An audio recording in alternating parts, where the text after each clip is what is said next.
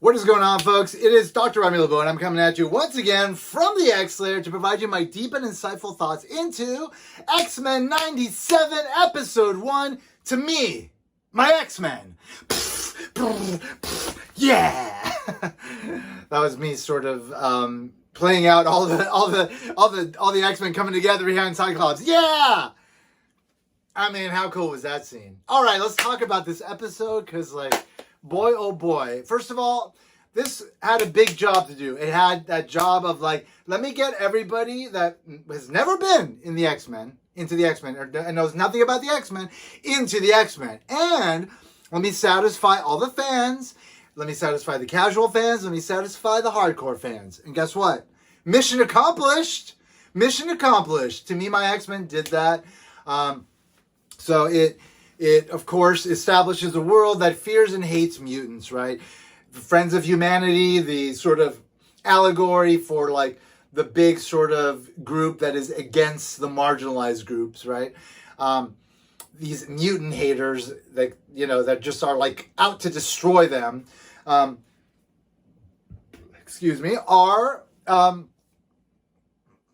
they have plans. They're trying to they have machinations to take down mutants and kill them, because what's happened is, so Charles Xavier, the head of the X-Men, the guy whose dream brought the X-Men together, the dream of humans and mutants living together, is gone, right? We don't know why. If you've seen the old show, you know that he was attacked by this sort of government official type, Henry Gyrick, who has a lot of power, who basically shot him with some sort of energy disruptor and nearly killed him. And then Xavier was taken off world by his alien lover, Lilandra of the Shi'ar Empire, this vast galactic empire, to be taken care of so that he can be cured. But it couldn't happen on there. So he was taken away. He left the X-Men alone, and he basically said, you guys can take care of yourselves. You don't need me anymore. Anyway, so the X-Men are the world knows this has happened. There's a little bit more sympathy towards mutants because of it. And the Friends of Humanity and the people that hate the mutants don't like it, right? So we open up. They've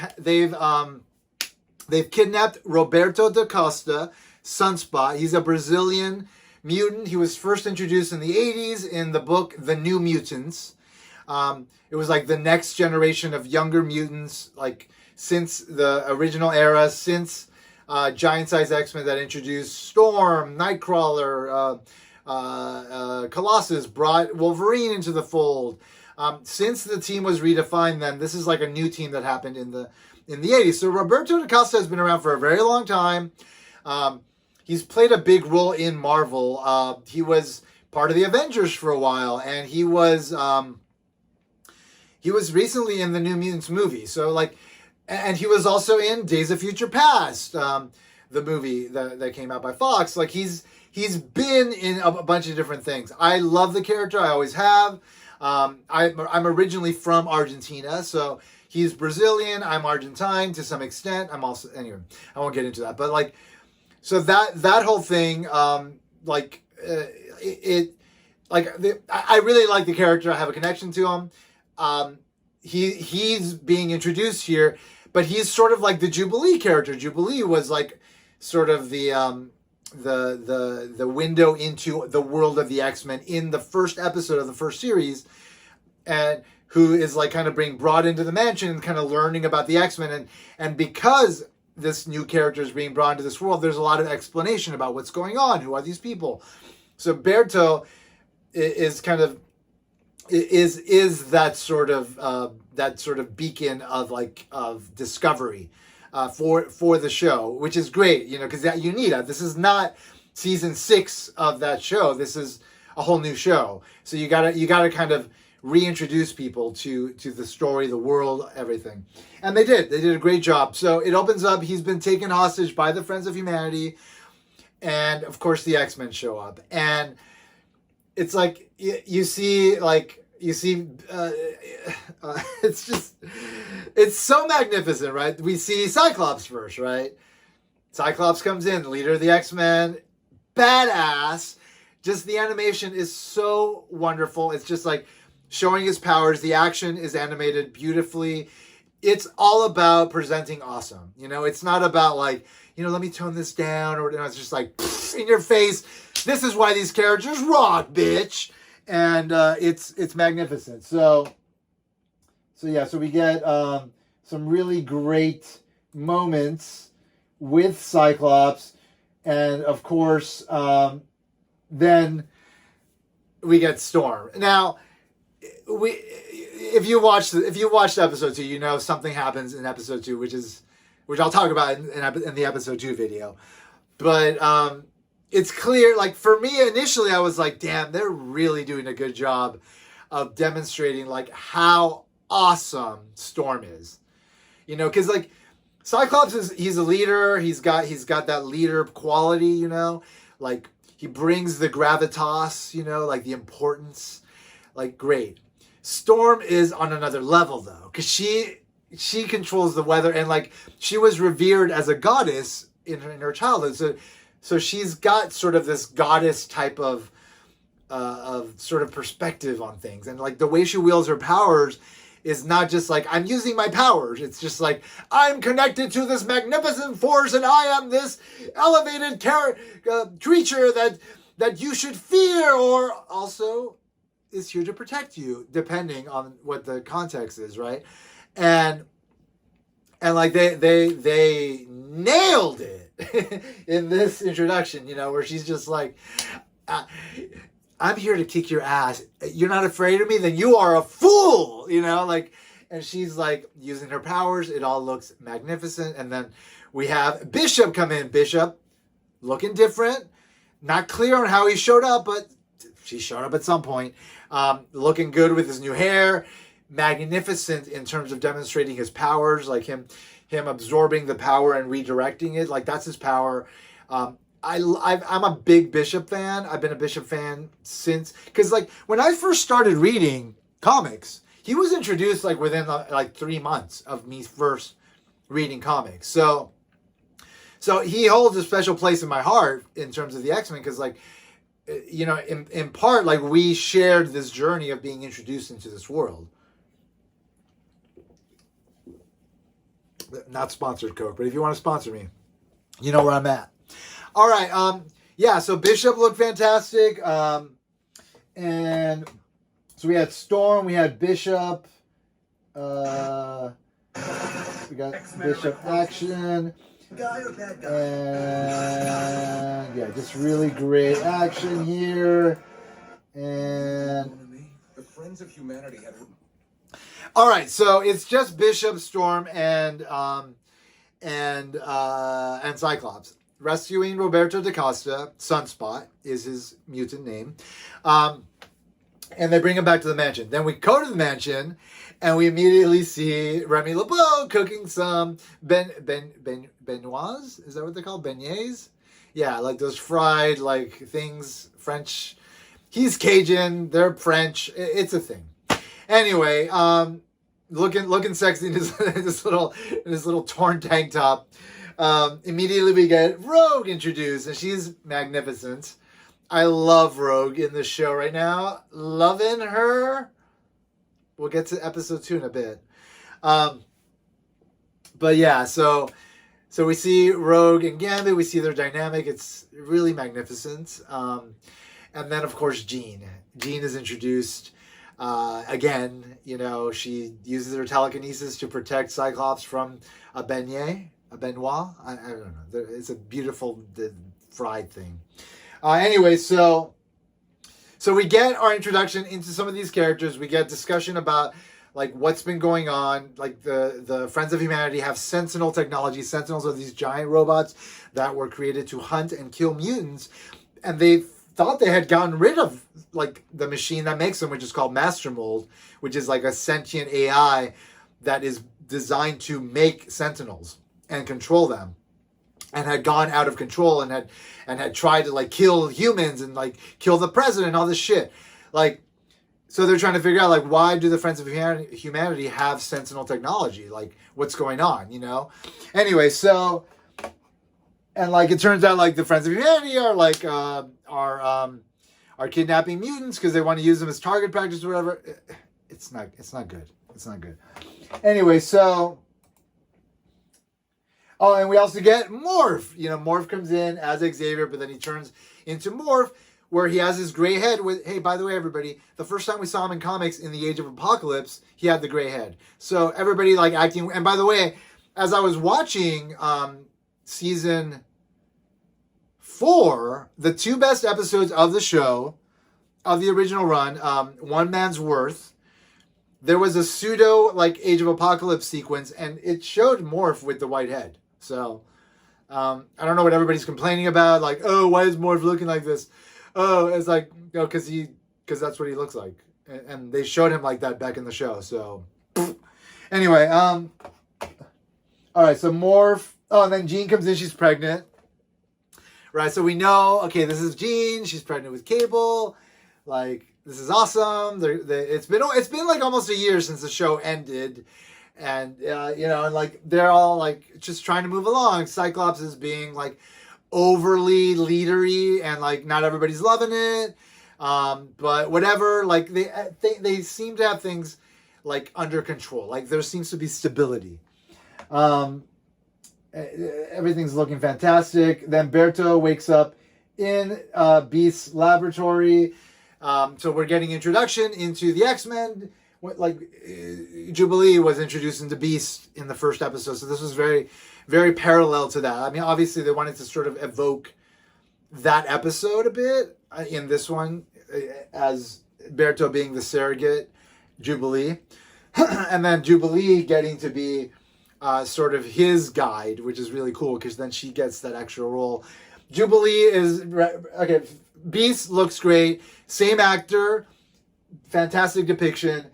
Jubilee, it's a different actress. It's an actual Asian actress this time because they didn't have an Asian actress back in the day, but now they do because like things are they're more in line with the way the world actually works now when it comes to production. Like, you know, they consider all people as opposed to just certain people. So yeah, Jubilee is presented wonderfully. I love her depiction. She looks like a Chinese character, like, but she's still Jubilee. It's fantastic. Love it.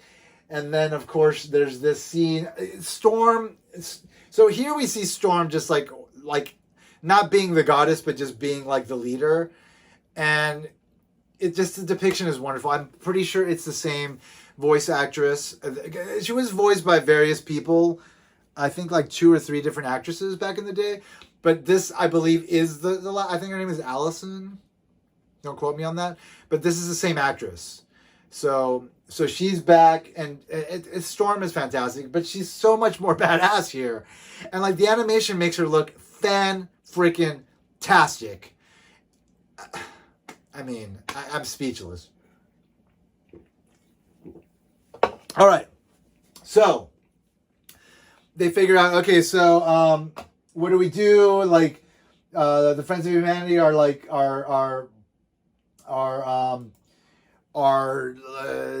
trying to kill mutants again with Sentinel technology. Like, we got to figure it out. Okay, we got to go to the guy who tried to kill Xavier, who is partly responsible for the creation of Sentinels, Henry Peter Gyrick.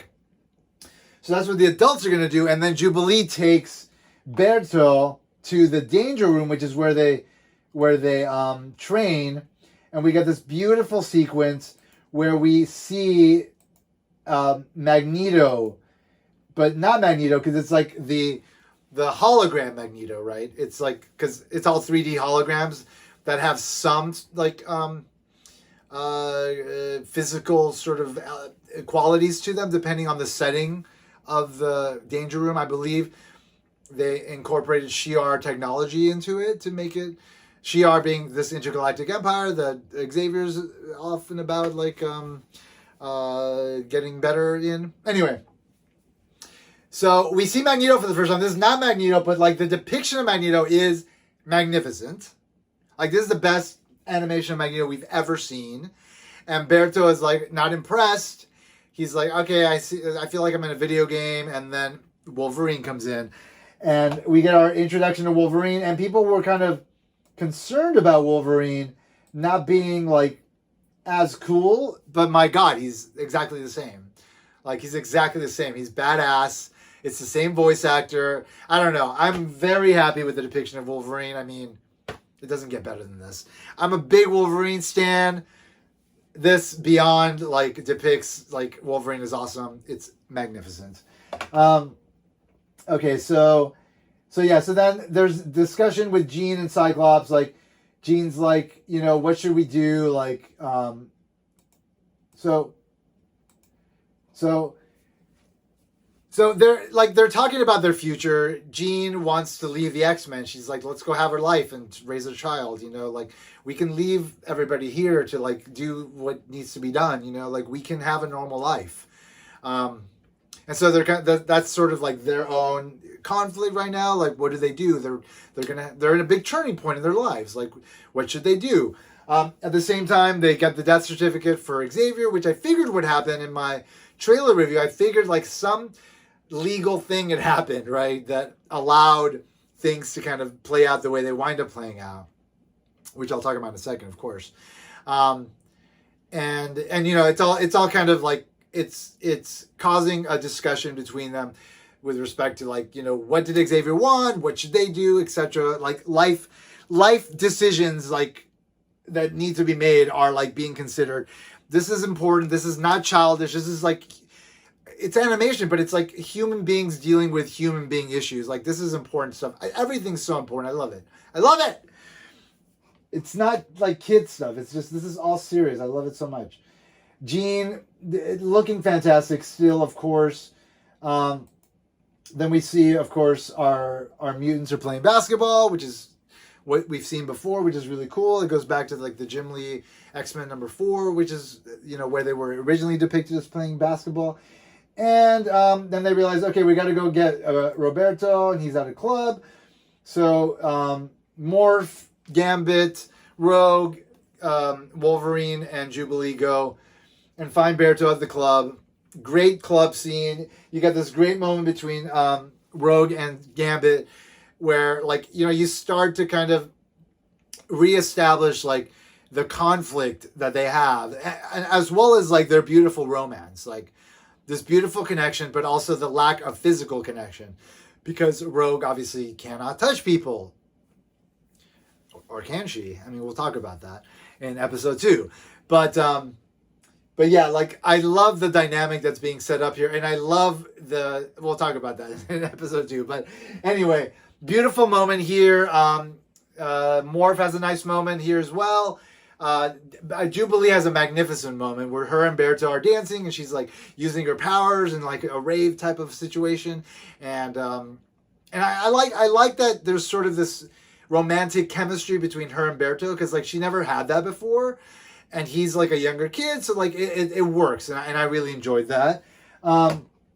So then we wind up in yes, okay, so Cyclops and Storm go visit Henry Peter Godric, right? This asshole who destroyed Xavier, basically, to find out are there more Sentinels being made or whatever, like he's being resistant. There's a really wonderful moment where he's telling Storm, like, you know, and it's a really great commentary on like life in America or in the world today. It's like, all of you are like trying to accept people that are different, or people that are different are being accepted, but and it's all like really in fashion, and it's like, look, I've got a friend from this different group, but in the end, like, the only real way of acceptance is like extermination or something. It's like, it's this wonderful situation, like, and like we see Storm in his glasses, and it's like clearly like commenting on, like, you know, the African American struggle, and it's like, it's just a wonderful moment, and it's a reminder of how the importance of the allegory is, you know, present and center stage in this show. You know, it's not about like, let's just have frivolous fun. It's like, there's some serious shit going on. We're going to deal with it, and we're going to talk about it, because the X-Men have always done that since they were created. But we're also going to do a lot of other really cool shit. You know, it's not just about like, I'm going to tell you how you should feel about this issue. You know, it's wonderful. It's wonderful. Anyway, so obviously Gyrick is not going to give them information. So what happens? Jean, she's using Cerebro, the psychic amplifier, and she basically gets into his head. And then she sees this like really crazy apocalyptic vision of what could happen. It's beautifully animated. It's epic. It's better than anything I've ever seen in the X-Men show. Like most sequences are.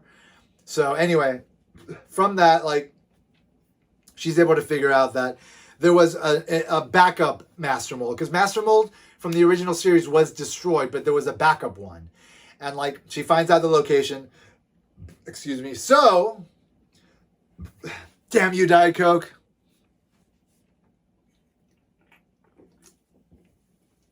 So, then we get this magnificent sequence. They're all in the plane. We've seen it in the trailer. They're heading to take down the Sentinels. And then there's this moment where all of a sudden, like, the glass shatters and a hand takes Cyclops. It's a hand of the Sentinel. It's a continuous shot. So we go from Cyclops inside seeing the Sentinel head to him being in the hand to the plane being off in the distance, blowing up, to it's just, and then to him like kind of cutting himself free. It's fucking efficient. Whatever version I'm supposed to do there. It's beyond magnificent. I loved it so goddamn much. It's goddamn beautiful. And then we get this wonderful sequence of everybody falling. And then like, so everybody's falling from the plane. And then there's like this brief moment where like Rogue and Storm kind of look at each other and they're like, they know exactly what to do because they've trained for this. Clearly they have trained for this exact scenario. And everybody is just like, they know exactly who to pick up. They know exactly who to get. And then eventually Cyclops has a magnificent moment of awesomeness where he doesn't need anybody to pick him up because he uses his visor. He's like, I'll see you guys on the ground. And he starts shooting down and he brings himself down with his force, eases himself down. And then he lands and he's like, to me, my X-Men. And then everybody jumps behind and they do that whole lineup that we saw in the trailer. And it's just so beautiful. It's so fucking beautiful. I'm just like, I don't ever want this moment to end. Except I want more moments. So I did want to. Anyway, I had more moments. There were some great moments after that. Okay, so whatever. So they land and then they find out, oh, there's fucking Trask, the creator of the Sentinels, and he's got a new Master Mold, and there's this whole like exchange between them that's, you know, just reflecting on like the hatred and like the hope, and it's like wonderful. And then there is an epic fucking battle.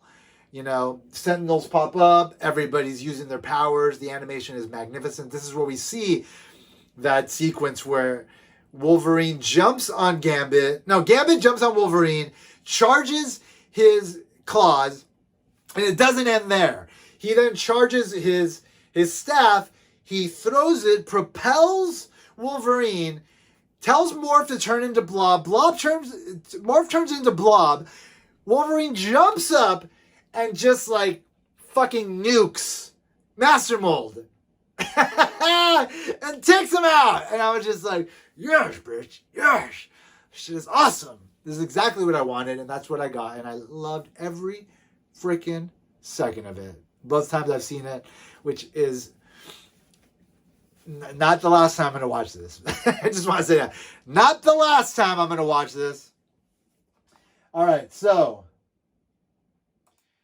okay, so we're done with the battle. It's magnificent, and then you know we're back at the school. Berto's leaving, but him and